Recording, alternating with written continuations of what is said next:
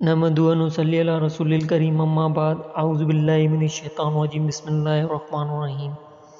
حدیث نبوی ہے، نبی کریم صلی اللہ علیہ وآلہ وسلم نے فرمایا، جو شخص جمعے کے دن غسل کرے اور خوب اچھی طرح سے پاکی حاصل کرے اور تیل استعمال کرے یا گھر میں جو خوشبو مؤثر ہو استعمال کرے، پھر نماز جمعے کے لیے نکلے اور مسجد میں پہنچ کر دو آدمیوں کے درمیان نہ گھسے، پھر جتنا ہو سکے نفل نماز پڑھے اور جب امام خطبہ شروع کرے تو خاموش سنتا رہے، اور اس جمعے سے لے کر دوسرے جمعے تک سارے گناہ معاف کر دیے جاتے ہیں۔